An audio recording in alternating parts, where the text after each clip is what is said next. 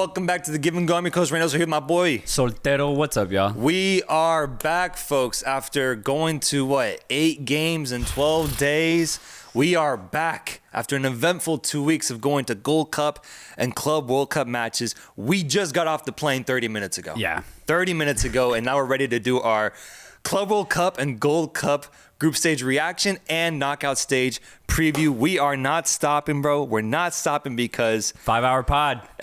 We're about to do a 5-hour pod. Strap in, at boys. this point, bro, that's what we're going for, man. It's a beautiful thing, man, because I can't believe what we experienced these past 2 weeks. I really can't. Going to so many games, seeing so many different stadiums: Atlanta, Houston, Austin, LA, San Jose, Philly, Miami, and meeting so many listeners of the show. It warms my heart, bro. I got to give a few shout outs to some of the people I met. Shout out my boy Ian, who I met last night in Philly. Don't remember his boy's name, but he was super nice. Asked us to sign their jersey. First time ever in Give and Go history. Shout out all the Honduras, El Salvador, and Guatemala people that we talked to, bro. Those were 3 major countries that were representing, that we talked to a lot about footy. That was beautiful to see. Yeah. Shout out the future of U.S. women's football. Oh, yeah. Nora. Remember that name. Nora Quincy. Nora, I don't know if I want to say the full name of a kid. That's why I said. No, you got to know the full name, bro. You got to know the full name because she's going to be a star. She's going to be a star. She's going to be a star. Nora, shout out to you, who we met in San Jose. My boy Stevie, who I met yesterday in Philadelphia. And there's just so many people, bro. There's so many people. It's just off the top of my head. But I think these people represent something beautiful about the sport, about the pod, man. People that share that same love, that same passion for the sport as we do. It's amazing to see, man, and it really shook me a little bit seeing how many people really experience the game the way that we do. Oh, yeah. I just want to add on to that, man. I want to say thank you to every single person we interacted with, every single person that came up to us and showed us love. It literally warms my heart because starting this podcast with you, my brother, 3.5 years ago, my one goal here was just to build a family of football lovers where we can just come together and talk some ball and talk about all the aspects of it, because it really is the most beautiful game in the world. Yeah. And when we get to share that in person with the people who love it the same way, my God, I mean, I have no words to describe that feeling. So again, thank you to every single person we talked to. It means so much to me. I know it means a lot to you as well. It means a lot to producer Rudd, who we haven't seen in 2 weeks. So it's good to be back in the studio. But yeah, again, seriously, I'm a little tired right now. Yeah, man. But again, just one more time, thank you so much to all the fans of the Give and Go. We've got Club World Cup matchups to predict here, bro. The round of 16 of a tournament that I personally would consider massive success so far, no? Yeah, I think people are starting to understand the intricacies of World Club football. Yes. And that's why I love this tournament. It's why I love the concept of it. People are starting to realize the power of Brazilian football, but also the downfall of some Argentine football, right? There's so many different narratives like that. I think people are really impressed with some of the African teams, specifically Al Ahly and Mamelodi to a decent extent. I think people are understanding how Asian football is looking, namely that it's just Saudi, right? Namely, right? Yeah, right now, absolutely, bro, absolutely. And then, of course, people know the European clubs, but we get some surprises with Liga MX and MLS. So it all comes together in this tournament, and we just get to play against each other. We get to see how it happens. So that's why I love this tournament. There's 6 confederations, each with their own narrative, all in one tournament. And you know, what's being criticized a lot is the fan turnout, the attendances. But I was really thinking about it, man, because there's like rumors, for example, that they want to do the next one in Brazil. Or if you even did one in England, I don't know, you did one in Saudi Arabia. I don't think you'd get as good a turnouts as you're getting right here, because you do it in Brazil, yes, the Brazilian team's going to turn up. And those are going to be insane stadiums. That's going to be incredible. But all other teams, bro, I don't think they'd get the same representation that what you're getting here in the U.S., because there's such a mix of cultures, and it's ultimately pretty easy to get to if you have the availability and the time and the money. Because we're seeing so many people fly out here from Brazil, from England to catch these games. It's super dope to see. I just think that ultimately there isn't that much interest in a Mamelodi Sundowns Ulsan HD type game, right? Exactly. That's going to happen, bro. Right. That's going to happen. But I'm really happy with it. And I think it really doesn't concern me going into the 2026 FIFA World Cup. I think the turnout for that is going to be incredible. And this tournament is showcasing a lot of promise for what is to come now that they've adapted this new format. I think it's so dope. And I'm excited to get into the round of 16 because these matchups are pretty fun, man. Pretty fun. Starting with Inter Milan against Fluminense. Inter Milan coming off of a victory against River Plate, eliminating them from the tournament, topping their group. And Fluminense getting a couple good positive results that they found a way to qualify in second place in their group, now matched up against the UEFA Champions League runners-up. Obviously, Fluminense is part of the Brazilian storyline where Brazilian clubs were all able to qualify into the next round. Yeah. Very impressive. But now it's a question of, can they go deep in this tournament, because the opponents here get really, really tough. Yeah, and I actually think Inter have had a great group stage. I was worried that they would let the Champions League final really affect them, but new coach, new style of play, Inter look way more open offensively. They look way more wanting to go forward, and I like it because Inter, at the end of the day, do have some ballers on their side, bro. Oh, yeah. So if you let them loose a little bit, I think the product's a lot more fun. For Fluminense, yeah, they had to really dig deep and put in some defensive performances, but as we've seen with all Brazilian clubs, goddamn, they're good at it. They are really good at setting up shop and making sure they protect their goal. Yeah. They had to do it against Mamelodi Sundowns in that final match day. They pulled it off. It was 0-0. Sundowns had two big chances in the first half that I wish they scored because I wanted to see South African representation in the round of 16, but instead we get Fluminense. I think Fluminense is probably the weakest of the Brazilian sides here. Inter's almost an impossible task for them. I think so too. And real quickly, just RIP my Mamelodi Sundowns team that almost pulled it off. But you're right. They faced the wall in this Fluminense side. Credit to Fluminense. They did it. Second place. 2 0-0 ties. One against Dortmund and then one against Mamelodi Sundowns. And then they defeated Ulsan 4-2, a team that I would consider as one of the bottom 5 teams in this tournament. Yeah. And so that's also why I think they're going to struggle against Inter Milan, who kind of will, I think, set a precedent that a lot of European teams will follow, because obviously there's some crazy results in the group stage, right? Sure. Crazy results where I'll give credit to the winners, like Botafogo defeating PSG or Flamengo defeating Chelsea 3-1. Amazing results. Love it for Brazilian football. But it's the knockout stage now. Yeah. And I think we're going to start seeing more predictable results here, with all respect. Starting with Inter Milan defeating a team that they should be able to beat. If they don't do it, though, then I'm going to end up learning some things about Brazilian football that I did not know existed. I can see upsets happening. I just can't see Fluminense being the one to do it. I can't. Not here. I agree. Another place where I don't see an upset happening is in the matchup with my championship pick, Manchester City, going up against Al Hilal. Manchester City just defeating Juventus, the second best team in their group, 5-2, scoring 13 goals total in what was a pretty weak group at the end of the day, but still getting their offense going and honestly getting back to their classic old Man City ways so far, with the additions of Cherky. Is that how I say it? Cherky? Yes. I personally say Cherky, but I'm gonna used to that one, man. It's a weird one. You got him, you got Reindeers, and you got Ait Nouri added to the squad already, making an immediate impact.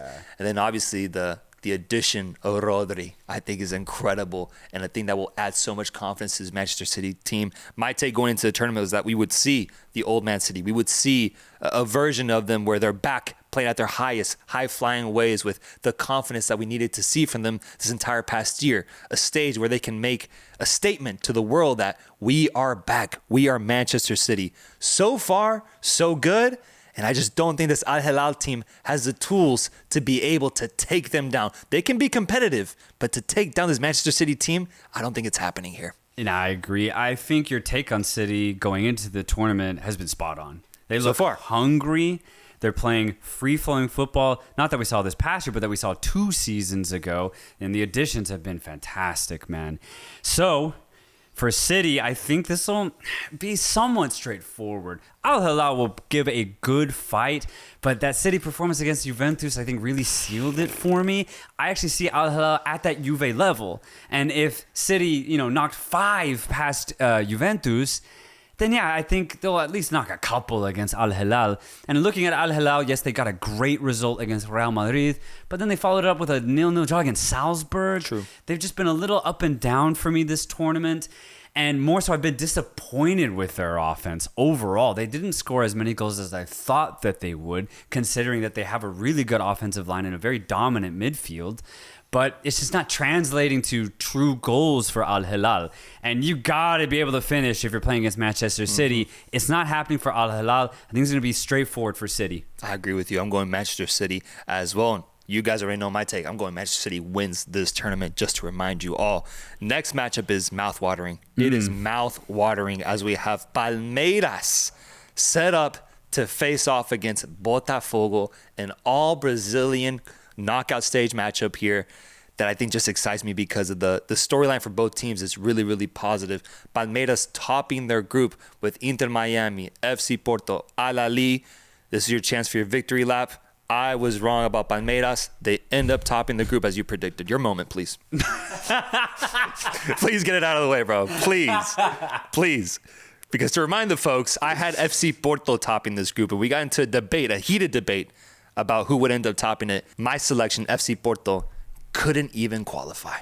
I'll be surprised if Botafogo win this. Oh. I'll be surprised. I'm actually a little pissed that they got drawn against each other so early because I want to see what Botafogo were really made of and see if they could take down another European team because, my God, getting through a group with Atletico Madrid and PSG is no easy feat, but Botafogo somehow pulled it off, right? Although Atleti beat them, right? So I want to, make sure that did happen. That gets just by one pointed out. Yeah. But Palmeiras, when you look at the last 10 years in the Brasileirão, Copa Libertadores, Palmeiras are one of the most decorated teams in Brazil. And I honestly think it's just going to come down to that experience as to why they'll beat Botafogo. I really do think so. Botafogo are a good team. Again, as I just laid out and how they had a good group stage. Palmeiras were in a tough group, though, right? Yeah, Al Ahly and Inter Miami completely showed up. They had to take care of business there. And then Porto, we're there. And they figured that out. So I think Palmeiras are very, very good at adapting in game, as they showed against Inter Miami. I'll be curious to see which fan base shows out more. Is it going to be Palmeiras? Is it going to be Botafogo? I think it's Palmeiras, man. I think it's going to be Palmeiras. But I really do think Palmeiras will figure this one out and go through. Yeah, I mean, the argument for Palmeiras is really strong. Topping a group that had, I think it was difficult, is really impressive. Botafogo getting out of their group is also very impressive, considering that you have the best team in the world playing in it. Yeah. And not just that, they were able to beat them 1-0. That's the argument, though. That's what exists for Botafogo, is the fact that they can play up to that level. That exists. Somehow, some way, it's in them to go head-to-head against the best team in the world and not just only beat them, get a clean sheet, bro. That's ridiculous. And so say what you want to say about PSG and what happened on that day. Botafogo pulled off an incredible historic result that I think needs to be credited. Crazy. What's interesting about this matchup is that I remember a big part of my Botafogo analysis last year when they were heading towards the double in both the league and the Copa Libertadores was overcoming Palmeiras when they faced off against them. I think it was in the round of 16 as well. And they were able to beat them in the Copa Libertadores. And that felt like a big transition moment from going from what's been a very historic winning side in Palmeiras, kind of handing the baton over to Botafogo, who then went on to win the whole tournament and the league right after. That confidence cannot be underestimated, bro, because I think Botafogo now has a mental edge over Palmeiras that I think exists and matters in Brazilian football. You add on the results against PSG and getting out of this group ultimately, I got Botafogo winning this matchup. I got Botafogo winning this matchup because, Inter Miami got up 2-0 on him. Palmeiras had to rely on a late surge to get back into the game. They didn't beat FC Porto. They only got a win against Al Ahly. Right. So I'm just looking at the results here. I'm looking at the numbers. I'm going Botafogo wins this one, brother. Okay. I like that a lot, actually. It's tight, though. This one's really tight. Just thinking a tight matchup, I don't know if I trust Botafogo scoring. That's my only thing I'll say against them. Estevao is actually really scary. It's my only thing I have against Botafogo. Whereas I feel like Palmeiras can figure it out. Maybe it's a set piece. Maybe it's a counterattack in a tight game. I'm backing Palmeiras. Yeah, I mean, Esteva, I thought he's a difference maker. And I mean, Richard Rios got a goal on him as well. There's options for Palmeiras for sure. It's going to be tight, though. It's going to be tight. Real tight. It's going to get real Brazilian. It's going to get real Brazilian, bro. Benfica against Chelsea. Two teams that have had an interesting path so far. Benfica topping their group with Bayern Munich, and Chelsea ending up in second behind Flamengo. So a somewhat unpredictable path so far that sees them both matched up against each other. But is there a clear winner in this one, or is it going to be a tight competitive matchup? Chelsea have just been so inconsistent, not just in this tournament, but all season. The inconsistencies have not stopped. But when they're on it, Chelsea's on it. So I really think it's just going to be up to Chelsea to decide if this is a tight game or not. You flip a coin. If it's heads, Chelsea go through. If it's tails, Benfica might push this to penalties or something like that. Benfica have been good. I just think Benfica have a clear ceiling with the players that they have. But it's been good for Benfica.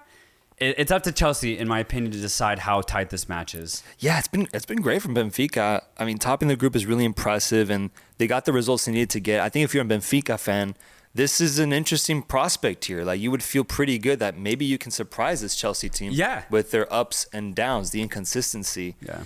I just think that what I mentioned before making these predictions, I just think this knockout stage is going to reveal footballing certainties, such as 4th, 5th in the Prem is better than 1st or 2nd in the Portuguese league. So I got to go Chelsea in this. I think they're going to focus in. They're going to lock in. And I expect them to get a game-winning result here. If they're not able to do it, though, it's actually going to be pretty disappointing, especially I've spoke to a lot of Chelsea fans.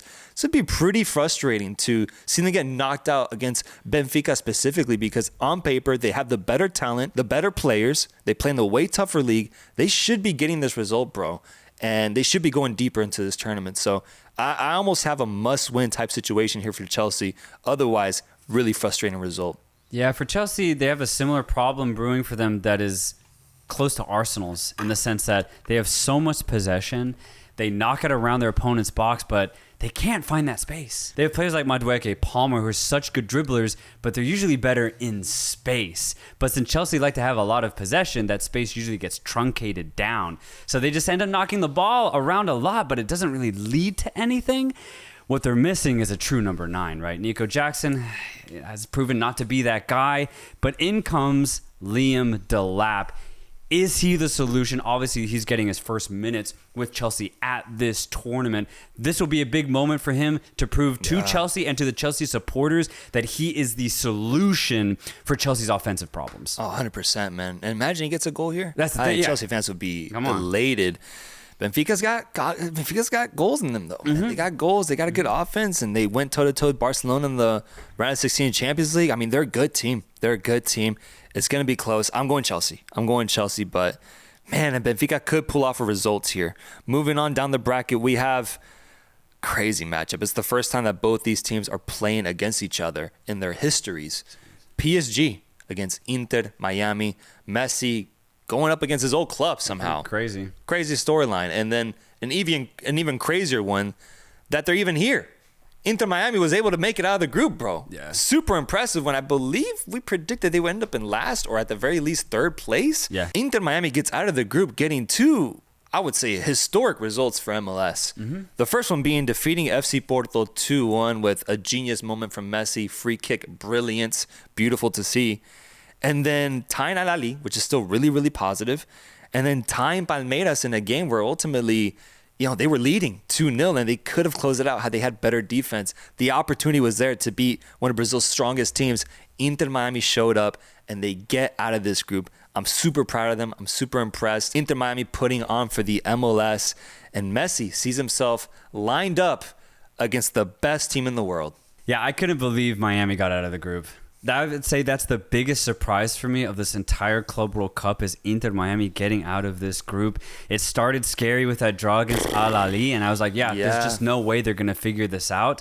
But the win against Porto, I thought, was one of the most impressive wins in MLS history and in an international tournament, because they had to really dig deep, remain focused, and against a European side, usually it's just not with you if you're an MLS team. But that Messi free kick, bro. Like, come on, man. But that's the thing, though. That's what it takes for an MLS side to actually pull off these results. You need one of the greatest players of all time. That's true, bro. To show up big. Yeah. And Messi showed up big time in that game against Porto, and he did the same thing against Palmeiras, not on the score sheet, but just with the way that he was always available in midfield to relieve pressure, and the way that he could find passes that nobody else on the pitch could find. That is why Inter Miami are here. Messi just showcasing once again that even at his old age, he's still one of the best players on the fucking planet. And having one of the best nines of our generation too, and Luis Suarez and what he did to those Palmeiras defenders. Like, that's what it takes. That's what it takes for an MLS team to make it out of the group at the FIFA Club World Cup. But it's impressive, bro. I agree. It is so impressive, and it is not something I saw coming. Would this be the greatest result in Messi's history if he's able to take down this PSG side? Is this the best result ever, bro? Because there's a time where we once argued. I remember when they were in the Leagues Cup, and we were like, would Messi winning the Leagues Cup with the Inter Miami side be more impressive than winning the World Cup with Argentina? Right. Technically, there was an argument there. Technically, would beating the best team in the world, the European champions, in a knockout stage setting, be the most impressive thing he's ever done in his life? at the age that he's at, bro, with the team around him. Damn. I mean, you phrase it like that, then I have to say yes, man. I have to, bro.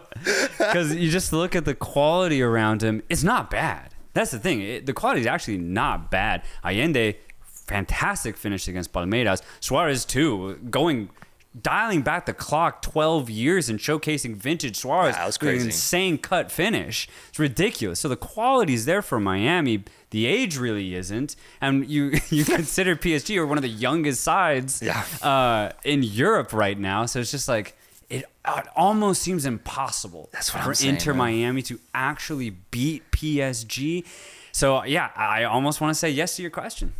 Yeah, and I don't think that's wrong. I don't think that's crazy to say, bro. Because really, what we're saying, if Inter Miami pulls this off, it's one of the greatest results in Club World Cup history. Yeah. It's easily the greatest result for MLS of all time, ever. And for Messi specifically, I mean, when you look at the drastic talent gap, the argument's there, and so that's why I'm looking forward to this game, because in football, you never know, man. Yeah, you never really know, and with PSG showcasing a little bit of what you kind of hinted at in the build-up to this tournament. Sure, they're not drunk, but it's a little bit of that championship hangover that I think we saw, which Botafogo exposed. You never know what could happen here. But I'm going PSG. I'm going PSG. I'm going PSG. But I will be rooting for Inter Miami. Same. Just because, like, if they can keep it 0-0 for like a half. Yeah, that'd be so fun. That'd be fun, man. Be so fun. And just knowing Messi's going to show out. He's going to be on the ball. He's going to be turning some of these PSG midfielders a couple times. It's going to be really fun to watch, man. And then you never know. We're going to see big moments from Falcon, who I think has been pretty good for Miami. And Ustari's been huge all season. I think Ustari's been the most consistent player for Inter Miami. So there's a chance that Miami can keep this game tight for a little bit. But at some point, they're going to break. PSG's going to get one, maybe even two or three, and PSG's going to go to the quarters. Next matchup that we have is Flamengo going up against Bayern Munich. I don't know if I've ever seen this matchup, ever. I don't think I've ever even played it on FIFA, man. It's that rare. But we have Germany's finest, who finished in second in their group, going up against a Flamengo team that surprised and finished in first in their own group. We've mentioned that there's potential for upsets in these knockout stages. Is this one you're looking at for potential upset, or are the Germans going to lock in and take care of business? No, this is the one I'm looking at. I think Flamengo have a great chance. Honestly, you could even say this match might be 50-50, and that's good odds if you're non-European. But if you're Bayern Munich, you got to take this game personally. You have to look at all the narratives that are going on saying that a Brazilian team's going to win this World Cup. You have to look at all the narratives saying that the Europeans are in their off-season, the Brazilians are more informed. You have to take that personally. If you're Olise, if you're Harry Kane, if you're Kimmich, you go out on the pitch and you prove that you're better, right? Bayern Munich is the better team. Yeah. Flamengo's not that far off, though, right? Bayern have had a weird season. They're trying to grow into themselves, understand company football. And it's working, though. I actually have seen Bayern improve over the last 6 months specifically. Flamengo, I think, will be able to exploit that development that Bayern's going through, but still, Bayern is better. They have to take this personally and prove it. This is a big moment because they were your selection for the Club World Cup champions. I think there's a path here where if they showcase that German dominance, showcase that classic discipline, the ability to lock in and just get a result and make Flamengo look lifeless, then we're talking about a team that can then go on and win the tournament if they continue playing that style of football. But then there's Flamengo with their narrative. We just mentioned it, the Brazilians, what they've done so far. I believe Bayern was the first European team that actually got a result at this tournament against the South American side after it had been like 12 straight games with like South American teams being undefeated. Yeah. It was Bayern defeating Boca Juniors 2-1 that finally ended that streak. Can they add another tally here and take down a Brazilian side and end those, those conversations of Brazilian teams being head to head with some of Europe's finest? That's also a narrative going on here. Yeah. But looking at both teams, looking at the form that they're in and what's going to happen, I'm going to go Bayern. I think Bayern revels in these situations. When a team is feeling excited going into a matchup against them, and they just put out the flame completely. They just leave you soulless after the game. They've been doing it in Germany for decades. The Brazilians are all of a sudden really excited.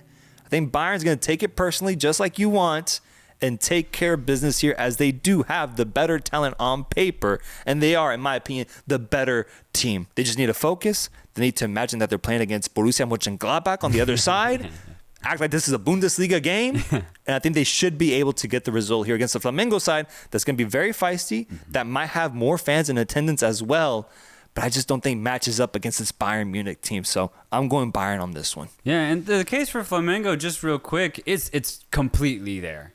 Flamengo, we listed them and Palmeiras as the actual dark horses of this tournament. If they are able to beat Bayern, which again I think is possible, then I think that dark horse label is completely vindicated, and we'll see a Brazilian team in the quarterfinals after having beaten a European team to get there. And then at that point, anything's possible for Flamengo. Anything will be possible.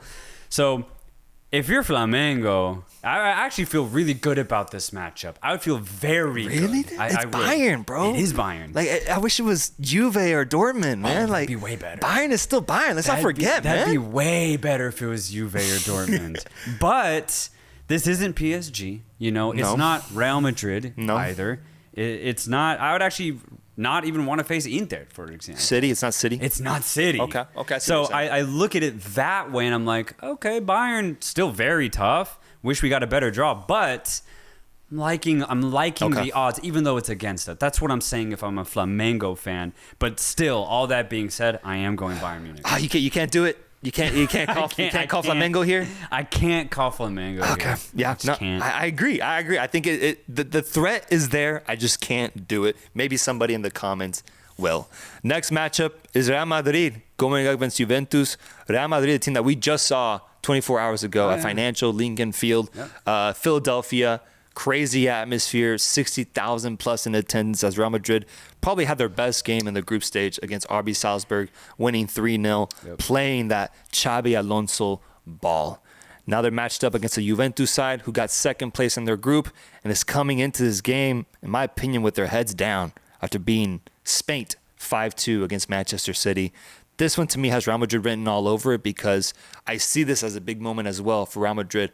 Xabi Alonso implementing his new system, his new philosophy. This is the toughest opponent that you'll have so far. Get a result here in a matchup where I do believe they have the better midfield and the better offense, and they should be able to see themselves out as winners. Yeah, Juve just doesn't convince me to be able to beat a team like Madrid. And the thing is, I still see a Madrid team as a team in transition, a team in development. Obviously, they just got Xabi Alonso. They just got Trent Alexander-Arnold. They're still have Mbappe out. He might come back in the round of 16. So there's a lot of absences and a lot of new ideas going on with Madrid's side. And I think it kind of shows, honestly. It showed it throughout this entire group stage. But Juve themselves, I just think they lack quality. We've said that, honestly, all year long. I think Madrid just have the better players. It's going to come down to that simple fact. I see Madrid beating Juve in this matchup. I look at every sector and I just think Madrid's better. Yeah, Madrid's better. Defense, of course, Madrid is better. And oh my God, with Juventus and what happened to them and how Man City broke them, made them look lifeless was brutal. Midfield, Real Madrid has some of the best midfielders in the world. And then offensively, if Yildiz ain't cooking, then there's not much else out there for Juventus offensively outside of Kolomuani. And so, yeah, I got Real Madrid winning this game. I don't really see how Juventus pulls this off. And from what I've seen from Juventus fans, it's a similar feeling. It's a frustration with this team and how easily they can get scored on. Real Madrid should be able to take advantage of that. I have Madrid going through. Last matchup, though, makes me smile, bro. Yeah, man. Because we've got a Mexican team in the round of 16. I think right alongside the MLS and Inter Miami and their beautiful narrative is Monterrey, who's able to make it out of their group and is now matched up against a team that I think gives us the opportunity for an upset here, man. Borussia Dortmund going up against Monterrey. Just crazy, man. Crazy matchup that I've never seen once, and I think is going to be really exciting because both teams have their flaws, both teams have their strengths, but I think it will make for a great back and forth game with the potential for Monterrey to maybe pull off something special here. Yeah, I got Monterrey pulling off the upset. You got it? I don't think it's a major upset considering Dortmund's form right now, but I got Monterrey going through.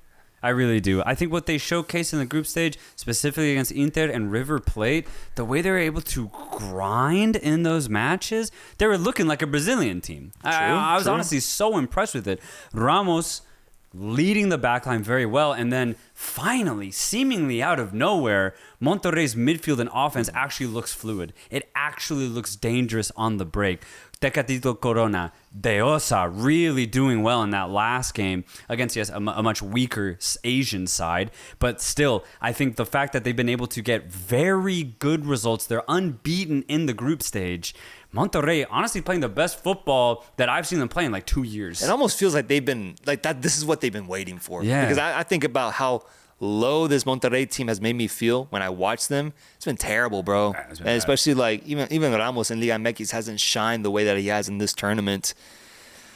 Dortmund fans are going to hate me, bro. I already got history with Dortmund fans, a history of underestimating them, a history of not being convinced by them. You already know what I'm going to say, bro. Yeah. I got Monterrey going through, bro. Let's go, man. I got Monterrey pulling out the result. They'll have more fans in attendance. I think that's important. Ramos is playing his best ball with this team now.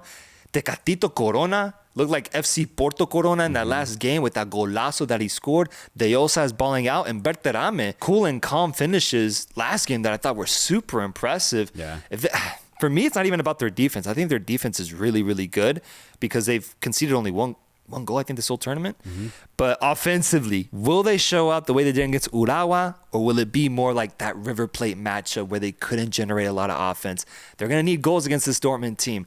The opportunity is there because Dortmund doesn't have the best defense. Exactly. But I don't know fully if I can rely on their offense as much as I can rely on Monterrey's defense, which will at the very least keep it close. I think Dortmund's defense is shaky, which Monterrey can take advantage of. And Dortmund's offense has been inconsistent, man. It's been very inconsistent. Yeah, yes, it can be very good, but the way Monterrey are playing defense right now, I think they'll be able to completely nullify Dortmund's offense and maybe contain them to just one goal. If that's the case, I have Monterrey going through. I really do. If Monterrey specifically play the way they have defensively in the last 3 games, they're beating Dortmund. What credit can you give to Dortmund, though, in the fact that they won 2 games, they tied the other, didn't lose, got the results done, top of their group? What credit is there to give? I feel like my excuse for Dortmund's always they had an easy path. I swear it's the same Joe Bellingham, thing. Man? The Joe Bellingham show? I swear it's the same thing, man. Yeah, Ulsan, I think you said probably like bottom 3, top 5, bottom 4 teams. side. Mamelodi at the end of the day, and we kind of knew this, their defense it's wide open, right? And so that's another easy win at the end of the day for Dortmund. Got tight. And the thing is, it wasn't easy. Yeah, got and tight. I think that's actually a bad sign for Dortmund. And then, we saw Fluminense just do Brazilian things and keep that game very tight, and Dortmund weren't really able to do anything. So if Fluminense was able to do well against Dortmund, Monterrey definitely can. Dude, that's so exciting. Imagine Monterrey in the quarterfinals, man. Oh, shit. Oh, man, that'd be crazy. Imagine Inter Miami in the quarterfinals. Flamengo, Palmeiras, Botafogo. these are the stories I think really ignite the Club World Cup, man, and it makes me so excited. Those are our knockout stage predictions. Dude, it would be, if Monterrey go through, Ramos would be playing Real Madrid. Oh, shit. That'd be crazy to see. Bro, that'd be insane. Damn. Wow. That'd be crazy. I was curious to ask you, just to get clarity on it, who ends up being the worst team at the Club World Cup after the group stages? Who is the worst team at the Club World Cup? I'm not saying Auckland. I'm not going to say Auckland, man. They got a point. They got a point, They got a point, bro. They got a point. Honestly, I want to say... Seattle got 0. Urawa got 0. Ulsan got 0. I think I'm going to say Wydad. I'm actually going to say Moroccan team, bro. And then it's Pachuca. Pachuca disappointed. Yeah. Urawa had the lowest goal differential out of those teams. Oh, interesting. Tough group. I thought their group was a little harder, so that's why. But then Wydad has City. I'll say a tie between Urawa, Ulsan, and Wydad. You could put all those guys right there. Man, yeah. I think I'd happily face off against Urawa. So I'm going to go Urawa. Okay. Yeah. And the state they're in right now isn't a good one either. So, yeah, makes sense. Yeah. I'll go Urawa. You got Wydad. But, yeah, it's Auckland City escapes this conversation somehow. It's a massive victory. Exactly. Massive victory. Beautiful. Quick note on Argentine football. Is it done? I just want to remind everybody that both Boca and River did not qualify to this tournament through the Libertadores, right? They just got invited as, a consistent team, quote unquote consistent. So, yeah, they're the Salzburgs of South America right now. Could have been Liverpool, man. Could have been so many other teams, bro. Could have been Racing. Could have been Racing. See, that's the thing. There are good clubs in Argentina right now. It's just not River and Boca. Facts. Could have been Platense. Yeah, exactly. Could have been Rosario Central. Could have done better. Folks, those are our predictions. Let us know down below, what do you have happening in the Club World Cup? It's going to get so fun. We'll have Club World Cup reactions coming out after every game. So check in on us. We will see you guys very soon. Let's fucking go.